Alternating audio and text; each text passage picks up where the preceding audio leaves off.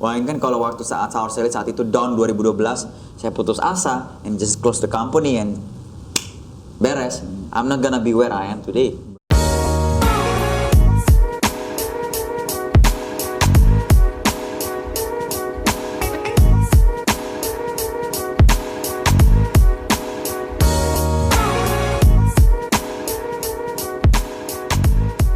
Salam sukses, salam sejahtera, kembali bersama saya Michael Ginarto di channel Michael Ginarto. Sobat-sobat sekalian, hari ini hari sangat istimewa karena bintang tamu saya hari ini adalah seorang anak muda yang visioner. Umurnya pada saat 26 tahun dia mendirikan satu perusahaan yang pada saat itu dia nggak sadar akan menjadi raksasa F&B bernama Sour Sally Group. Di usianya yang sangat dini ini, dia telah memiliki 200 cabang toko dan juga berbagai macam merek. Salah satunya adalah Sour Sally Group yang kita semua suka, ada di seluruh Indonesia. Dan juga ada gulu-gulu serta ada kopi Vika, kopi yang solid banget ya. Dan juga dia telah memenangkan berbagai macam penghargaan. Saya bacakan yang terakhir aja dari Top 40 Under 40 by Prestige Magazine tahun 2009, 2013 dan 2015. Dia juga pernah memenangkan dari SWA Magazine Young and Cool Businessman dan juga Young and Rich by CNN International di tahun 2010. So, jika teman-teman pengen belajar bagaimana cara membangun bisnis F&B yang sukses, kita langsung aja tanya the man behind Sour Sally Group. Welcome. Halo. Mr. Donny Pramono. Thank you. Thank you for having me here. Yes, you're welcome. So, boleh cerita backstory dulu nggak? How did you first start the Sour Sally brand? And kok bisa gitu loh sampai sekarang, sampai hari ini gitu ya? Oke, perkenalkan saya Donny Pramono, founder and CEO Sour Sally Group. Jadi Sour Sally Group itu adalah F&B company yang sudah sekarang sekitar 200 cabang by the end of this year. Kita udah berdiri selama 11 tahun. Jadi fokus kita Sour Sally Group adalah business model QSR. QSR adalah business model quick service retail, di mana outletnya outlet yang simple, yang kecil, yang size-nya ukurannya sekitar 10 sampai 15 meter sampai 20 meter, simple operations and very scalable. Jadi backstory-nya sendiri tentang Sour Sally brand sendiri kita mulai tahun 2008.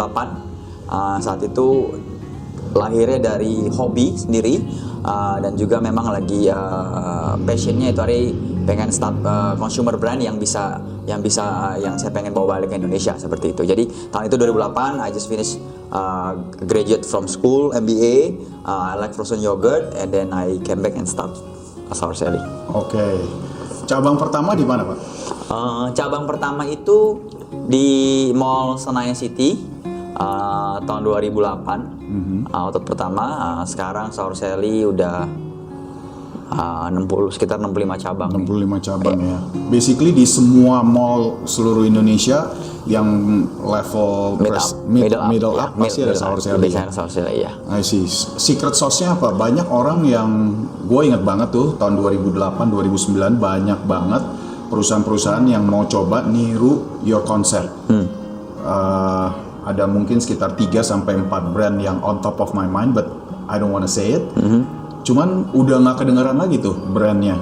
Kenapa Sour Sally bisa survive sampai hari ini? Jadi salah satunya itu tentunya understanding of the market ya.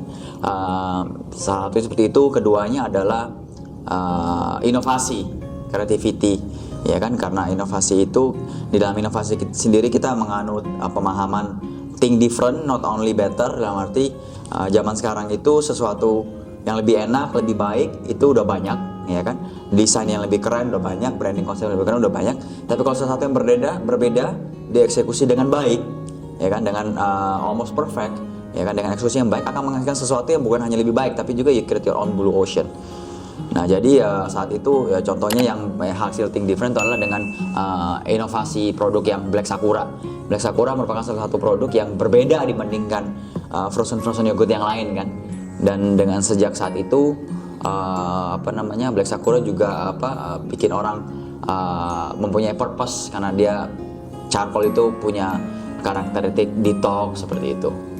Bisa membantu untuk detox. I see. Jadi bukan pricing strategy, bukan yang nice location, bukan Nice location pricing strategy itu basic ya. basic. Semua bisnis kalau mau mulai pasti harus ada pricing strategi. Ada target market yang mau dicapai. Location juga ada pasti, apalagi retail. Location is key, ya kan? Salah satu kunci utama faktor kesuksesan itu adalah lokasi, ya kan? Branding juga hal satunya, ya kan? The one that you know lah, 6P, product, price, promotion, place, itu udah wajib mutlak harus punya. Tapi yang something yang kita bisa dianalisa, something yang kita bilang tadi, sesuatu yang different gitu. What can you offer different to the market? Itu yang mungkin Saur Sally bisa bertahan different, tapi juga at the same time understanding the market. Jadi selalu kalau kita bikin produk itu pentingnya kita harus understand why juga. Why would people buy it? Gitu. Kalau memang lagi trennya itu, why-nya adalah trennya, karena masih tren, you make something yang lagi tren tersebut. Gitu. Kayak ada bikin ini ya, yang cone pakai gold ya. Ya, itu saat itu kan lagi tren aja, lagi trennya produk es krim gold segala macam, jadi kita bikin seperti itu, wine-nya adalah seperti itu.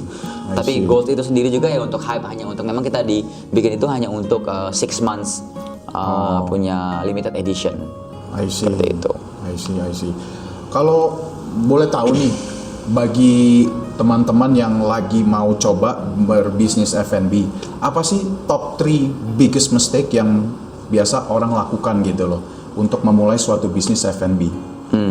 Mungkin saya bisa kasih bukan top 3 mistakes, top 3 things yang harus dilihat. Oke. Ya kan? Yes. Lebih baik ngomongnya positif daripada negatif. That works. So, yes. Number 1, you have to know the potential of the market. Menurut saya kalau mau bilang bisnis itu, F&B itu, because you know you're gonna be in it. Kalau memang mau serius menjalankan itu, baiknya di industri F&B yang memang potensialnya besar, big market. Because once you go into the market, for example ya gulu-gulu Saur Sally Vika, the biggest marketnya itu ada di gulu-gulu sama Vika sebenarnya, bukan Saur Sally. Saur Sally is very niche, frozen yogurt is niche, health product ya kan, healthy product is still niche sekarang di Indonesia ya. Tapi dari Saur Sally saya belajar. Jadi nomor 1 itu understanding the potential of the market. Kedua yang seperti bilang tadi ya, konsepnya harus different, not only better. Ketiga harus ada elemen yang per dan ter. Yang per dan ter artinya yang per itu adalah yang pertama. So ada komunikasi yang pertama. Yang pertama di dunia kalau bisa. Kalau nggak bisa dunia di Asia. Kalau nggak bisa di Asia, di Asia Tenggara. Kalau nggak bisa di Asia Tenggara di di Indonesia. Kalau nggak bisa di Indonesia di Jakarta ya kan. Yang penting bisa yang pertama. Per. Terus ter apa? Kalau gulu-gulu kita namakan cheese foamnya tergurih. Gitu. Jadi that's what people remember. Oh, kalau makan ini ini nih ininya gitu. Kalau terenak orang udah tahu semuanya. Has to be specific. You cannot win everything kan. If you're known for cheese foam kayak gulu-gulu, cheese foamnya tergurih. Karena ada rasa asinnya, ada rasa manisnya, gurih, rasa milky-nya seperti itu. So that's the 3 thing that you have to pay attention. Okay. I see. Jadi sekarang trennya kemana? Lihat. Sekarang kan bro kan lagi mau bikin satu konsep baru, mau disrupt salah satu boleh dibilang industri warteg ya. Iya. Kenapa mau masuk ke warteg? Saya gini, pemahaman ini the reason why we go to warteg itu karena we understand the market. Jadi kalau market F&B itu terdiri dari 3 fase. Ya kan, this is something that I learned during my 11 years of experience ya. Terdiri dari 3 fase. Fase pertama itu adalah trend atau hype, ya kan. Kebanyakan orang bilang F&B itu kan cuma tren-trenan, F&B cuma hype-hypean. Ya itu memang benar, tapi banyak salahnya, ya kan. Di fase trend sama hype ini itu hanya adalah salah satu dari 3 fase. Ya kan, fase tren ini, hype ini adalah biasanya fase-fase yang orang antri-antri ya kan, orang holiday season, holiday sales banget, salesnya tinggi, terus orang start sharing in the social media, bangga, kelihatan cool dan keren kalau share social media ya kan. Nah itu fase tren. Setelah itu tapi kalau fase tren ini umurnya nggak panjang, maksimum 6 bulan, 1 bulan, 2 tahun, paling lama 3 tahun lah ya kan. Nah Saur Sally pernah mengalami itu tahun 2011, 3 tahun setelah berdiri udah mulai going down, ya kan? Tapi come back again comeback story, again comeback tahun 2014. Nah, ketika Sourcely bangkit tahun 2014, itu ketika adalah waktu dia sudah berhasil transisi, dan sampai sekarang tahun 2019, sudah 11 tahun ya.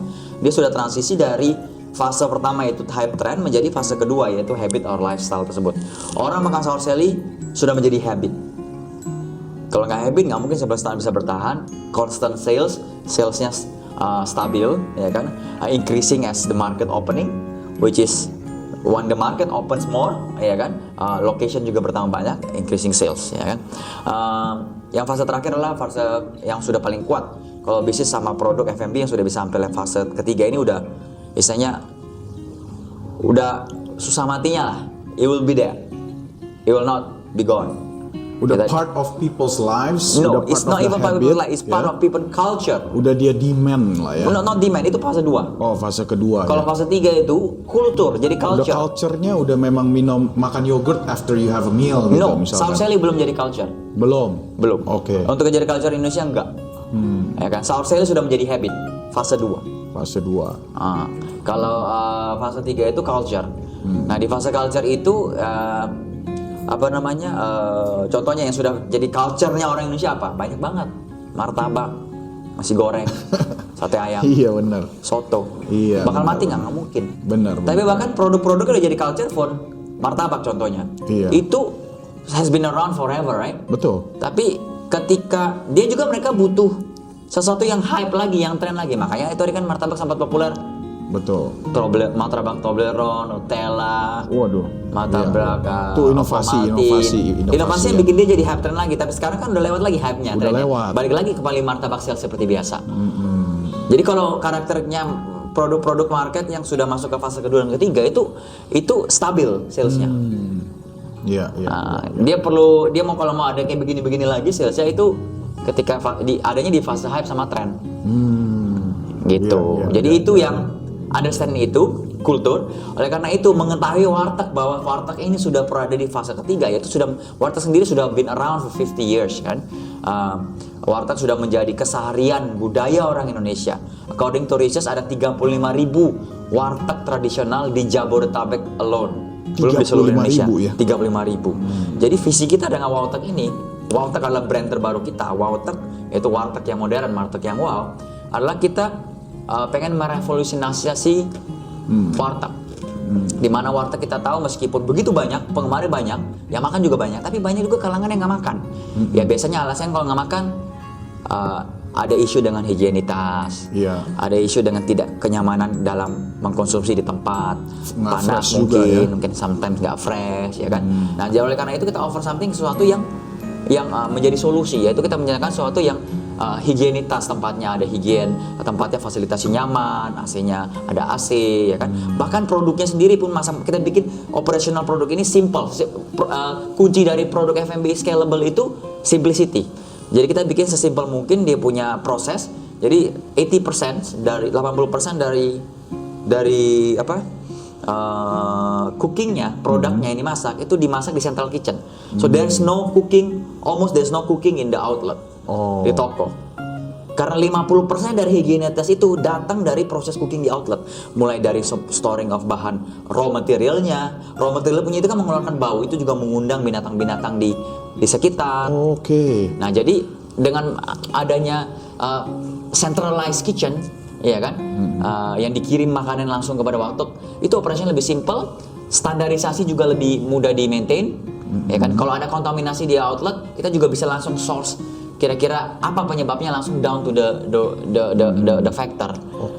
Gitu. Jadi warteg ini think of something yang seperti zaman dulu toko kelontong, direvolusi dengan adanya convenience mart yang ada sekarang di mana-mana pertebaran.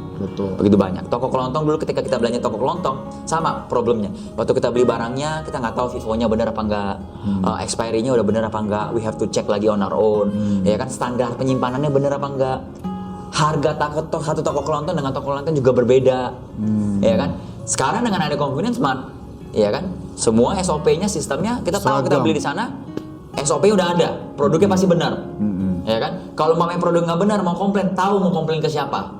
Nah, yang dikomplain juga tahu cara dia source-nya kemana. Untuk cari tahu inti masalah problemnya. Nah itu, jadi think of it, toko kelontong yang jadi convenience mart, warteg menjadi warteg. Seperti itu. Jadi itu yang kita akan lakukan dengan konsep warteg seperti ini. Wah bagus banget, ini konsepnya bisa fly loh ya. Yes, 35.000 loh ya. Yes, ada 35.000 potensialnya. dan juga dibilang kalau F&B itu kan salah satu yang kalau para kita open for franchise ya warteg. Jadi Yes. kita akan launching next week per hari ini kalau saya ngomong tanggal Jumat minggu depan nih ya. Tanggal 15 ya. Hari Rabu minggu depan tanggal 13, tanggal 13. sampai tanggal 16 November kita akan berada di Sial Interfood GI Expo. Oke. Di situ teman-teman bisa datang untuk mencuci makanannya, ngobrol langsung dengan tim warteg kami untuk mendengarkan lebih lanjut apa sih warteg itu, dan juga bisa langsung memilih lokasi di sana yang mana tempat aja mau dibuka untuk wartegnya, langsung bayar booking fee di sana, dan sekitar 4-5 bulan kemudian udah siap untuk buka warteg outlet sendiri. Dan ini sistem franchise yang paling simpel karena kalau franchise kan orang biasanya contoh kayak gulu-gulu. Ya. Meskipun kita sudah bikin sesimpel apapun, tetap pegawai di outlet itu harus tetap meskipun ada SOP-nya semuanya, mereka harus memorize, menghafal, ya kan, training untuk cara bikin produknya. Katakan ada 30 macam varian menu, mereka harus hafal cara membuatnya, ya kan. Sedangkan kalau di warteg sebenarnya nggak ada lagi. Di warteg karena di outlet itu simple operation, tinggal datang dari central kitchen, ya kan, tinggal proses stowing, masukin ke tempat penyajian warmer, siap serving ke customer. Oh cepat ya. Very easy. Soalnya Seperti semua itu. udah ada di central kitchen. Yes. Kalau warteg 80% semuanya dibikin produknya ya. ada di central kitchen. Oke. Dan juga udah ada SOP pelayannya, udah SOP terima yang semua beres. datang dari kita. Ini jadi yang ditawarkan sama Sour Sally Group adalah salah satu konsep di mana kita disrupt warteg yang sudah ada. Yes, bukan yang disrupt lah. Kita nggak mau mendisrupt industrinya Yes. itu. Kita mau meng-upgrade warteg yang ada Upgrade lah ya. sekarang.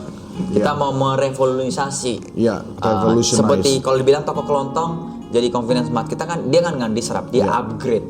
Ya kan, yang punya toko kelontong dulu mungkin sekarang bisa bergabung dengan Waralaba Betul. convenience mart yang ada. Ya daripada nggak ada brand, nggak ada SOP, dia ambil akhirnya branded, ya kan, Alfamart gitu, seperti itu. Gitu ya. Itu kira-kira investasinya berapa? Investasinya sangat murah ya untuk warteg. Ya tahu sendiri warteg investasinya nggak banyak, paling cuma butuh showcase. Di beberapa outlet kita nanti ada Ben Mary warmer, ya kan, kita ada freezer, ada chiller, renovasi outlet yang bikin lebih nyaman, ada AC, tehel, lantai, ya kan, tempat duduk. Ya kurang lebih totalnya sekitar 200 juta. 200 juta bisa balik modal dalam waktu berapa lama? Balik modal kira-kira? sangat relatif ya, ini sangat sensitif ya, tergantung Yes. dari outlet lokasi tersebut. Kalau dia bisa jualannya rame, seperti warteg pun kita bisa lihat ya, ada warteg yang rame, lokasi Iya. bagus, rame, Iya. ya kan, lokasi biasa aja, sepi, Betul. ya kan. Kalau lokasi yang rame ya balik modal sangat cepat, tapi kita take into average ya, bisa laku 100 sampai 150 porsi per hari dari breakfast, lunch sama dinner, ya kan. Bisa balik modal kurang lebih sekitar 12 bulan. 12 bulan ya. Dan kontrak franchise-nya, kontrak lisensinya sendiri 5 tahun. Jadi sangat lama untuk balik modal sebenarnya. Oke. Gitu. Oh bisa berlipat-lipat, bisa Iya, 4 kali, bisa 4 5 kali. kali Iya, ya. betul. Oke, that's good.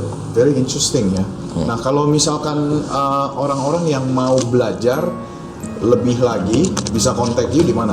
Boleh, jadi kita ada namanya kontak email untuk franchise ini, namanya waralaba@sourcellygroup.com.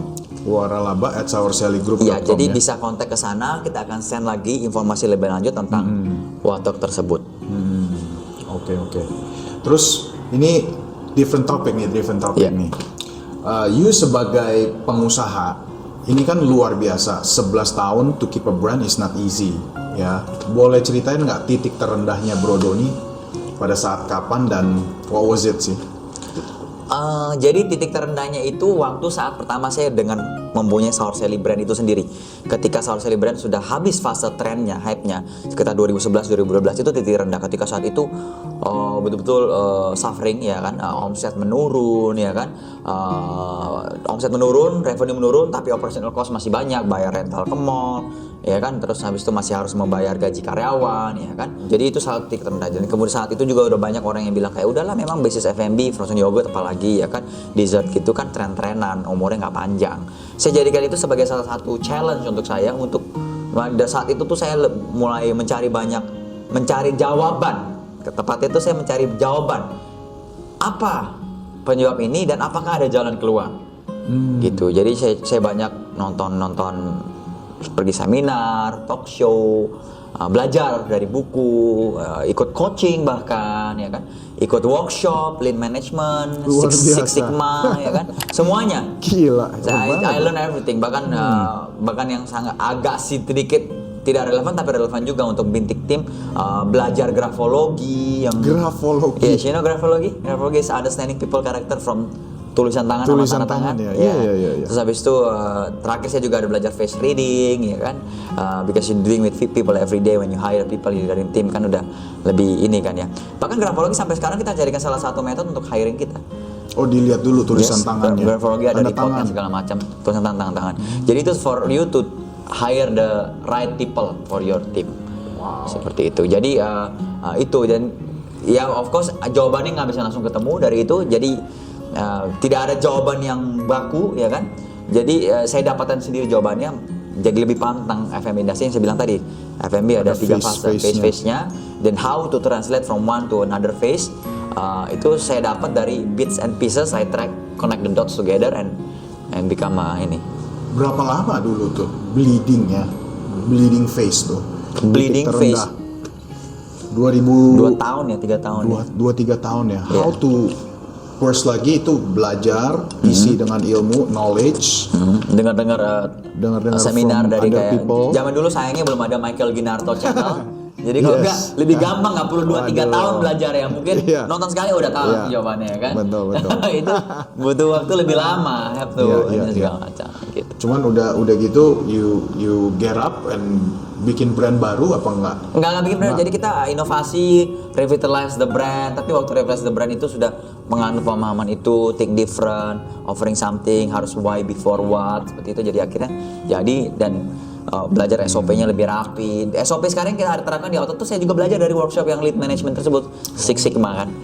Six Sigma lead management ada yang di apply di situ juga. Keren banget nih. Ternyata suka baca buku loh. Ayo nggak Iya, tahu ini. Terus sekarang udah sukses, inovasi brand baru. What keeps you motivated? Apa ya? What are you looking for? Nextnya tentunya ya ini saya sangat pemahaman saya tentang sukses itu adalah success is a journey, is not a destination ya. Ya kan, once bergaul dengan CEO seperti Pak Michael gitu kan, keep me motivated juga. Belum ada YouTube channel, Yes, ada yes. podcast ya kan. Yes. Keep me motivated terus aja. Jadi something that I want. Dan sekarang yang nextnya itu for me itu karena we Saur Sally Group, we have already have experience ya kan. Not saying that we are perfect, tapi somewhere we are there ya kan. 11 years of experience in QSR. Jadi sekarang kita juga pengen membantu nih rekan-rekan F&B owners di Indonesia yang punya produk bagus, punya brand bagus, ya kan? Tapi punya problem to scale up untuk mengembangkan usahanya, ya kan? Kita kebetulan we have a new initiative namanya Selera Capital. Jadi Selera Capital itu adalah sebuah investment arm of Saur Sally Group yang visinya adalah to empower local Indonesian food supaya bisa berkembang. Jadi contoh, mungkin katakan Michael ada sebuah rumah makan bakmi, katakan bakmi ayam dah, enak, rame, punya 1 cabang, tapi nggak tahu cara ngembanginnya, ya kan? Mungkin sudah pernah berkembang, tapi setelah berkembang cabang kedua, ketiga, keempat, kelima, keenam rasanya beda-beda, ya kan? Customer nggak suka, servisnya beda-beda, akhirnya tutup lagi, fokus kepada 1 outlet aja, ya kan? Nah, kalau memang bisnis seperti itu kita bisa, ayo kita kolaborasi, we'll help you with the management know-how, we'll give you access to capital, ya kan? We'll help you kalau if you want to grow, by franchising, we help you how to manage franchise, how to sell franchise, how to grow your Jadi brand. you become the mentor. No, we become the aggregator. Aggregator apa maksudnya itu? Aggregator. Jadi kita bisa juga memberi pendanaan. Pendanaan juga. Ya, seperti orang mungkin bisa, seperti venture capital loh. Enggak sepenuhnya seperti venture capital. Seperti ada inkubatornya, ada agregatornya. Oh. Gitu. Jadi we partner with you, we collaborate with you, we form a new company whereby kita yang manage semuanya, we grow your company. You just have to focus on the R&D, on the product. Karena kenapa? Kebanyakan business owner dari F&B ini, seperti tadi Bro Bro siapa Michael tadi bilang F&B yang mulai kan banyak pikirnya gampang, yang penting bisa bikin makanan enak bisa jalan. Iya. Ada benarnya tapi banyak salahnya juga. Jadi you can start with one sukses tapi mau berkembang susah. Nggak Karena bisa, iya. not all F&B entrepreneur tuh businessman. Kebanyakan F&B entrepreneur tuh adalah product maker. Oh. They are good at making product, but they are not businessman. Jadi kita businessman sebagai bisnis yang udah punya 11 years of experience, kita bisa menawarkan jasa kolaborasi bikin grow your company. Gitu. Gitu ya, selera kapital. Selera kapital. Jadi kita visinya itu. Contohnya salah satu contoh lagi di Indonesia ini kan begitu banyak makanan daerah. Betul. Ya kan? Contoh Bro Michael dari mana? Jakarta. Oh Jakarta. Mungkin di Bandung atau di Surabaya atau mungkin di Papua, Makassar, Sumatera, ya kan? Masing-masing daerah tuh punya local food yang semua kalau orang daerah tanya makanan daerah favorit lu apa yang lu miss dari makanan daerah lu pasti ada. Ya. Nah bayangkan produk tersebut bisa kita help, ya kan? Grow them together to become national player. Ada di Jakarta, ada di Surabaya, Bagus di mana-mana. Bagus Ya, dan itu visi kedepannya seperti itu. Bagus we want to partner with the local champion to take them into national player. Ini bagus banget. Kenapa? Karena saya punya satu restoran hotdog yang saya favorit banget. Setiap kali mau makan hotdog pasti ke situ. Di mana itu? Dulu ada di Pluit. Dulunya dia punya sampai 13 cabang jualin franchise. Tapi karena mismanagement akhirnya tutup semua. Akhirnya kembali lagi ke habitat semulanya, mom and pop shop. Jadi semua dia kerjain Betul, sendiri. seperti itu. Dia yang masak sendiri, Betul. dia yang jagain kasir, Betul, dia yang betul. ngelayanin customer. Wah itu boleh share tuh, kenalin tuh, coba makanannya. And dia kenal semua customer dia karena dia Sudah lama. Itu yang kita maksud itu. Gitu loh. Jadi Ini orang-orang bener kayak banget contohnya loh. orang-orang Yes, kayak hotdog yes, gini, yes. mereka mau berkembang. Dia udah Yes. coba berkembang. Udah Fail. sempet ada Ya, tutup 13 lagi, cabang. baliknya satu. Udah sempet ada 13 Betul. cabang. Cuman Betul. akhirnya what happened? Dia tutup lagi Tutup semua. lagi, cuma satu lagi. Sekarang cuma tinggal satu. Yes, that's dua what I'm cabang. saying. Yes. There's a lot like There's this. a lot like this ya. There's a lot like this. Bahkan Yeah. banyak orang yang tidak berani pun berkembang. Lebih gampang kalau kita berkolaborasi dengan orang yang sudah pernah berkembang, gagal, dan butuh partner untuk berkembang. Iya. Nanti karena udah ngerasain. ini kita share brandnya Yes, apa tuh. boleh. Ya, kita Saya bisa ngobrol. kenalin tuh. Iya. Yes, it's one of my favorite restaurants sih actually. Enak Very banget. Dia bikin Caesar saladnya enak, dia bikin hotdognya enak, semua produknya I like. Kalau sering Mungkin sold bisa out. dicoba tuh hari Sabtu besok. Iya boleh juga. enak. Iya. Oke, jadi itu bagus banget ya. So, boleh kasih share nggak tips untuk suksesnya dah? As an entrepreneur, ini bagus banget dia bilang. Banyak kan orang tuh cuman suka bikin produk, cuman they're not businessman, nggak ngerti how to manage, nggak ngerti how to scale up. So need people like you to partner up and just grow the brand and grow the Yeah. business, right? Yeah. Gitu. Yes. So anyway, what's your tip for success bagi orang yang ingin memulai suatu bisnis F&B?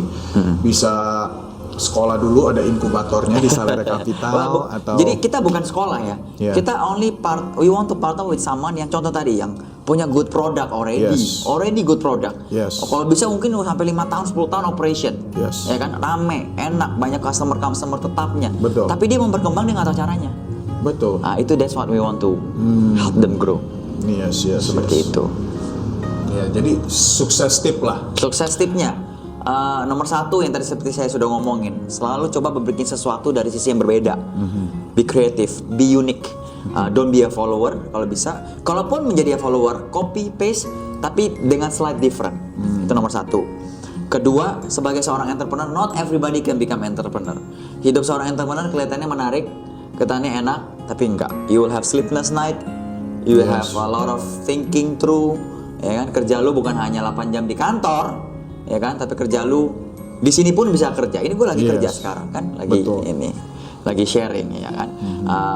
Selalu, ya kan, your brand is yourself, ya kan, itu yang paling penting. Ketiga, nggak boleh putus asa. Wah, ini kan kalau waktu saat Sour Salad saat itu down 2012, saya putus asa and just close the company and beres. I'm not gonna be where I am today. Betul. Ya kan, jadi ya jangan putus asa.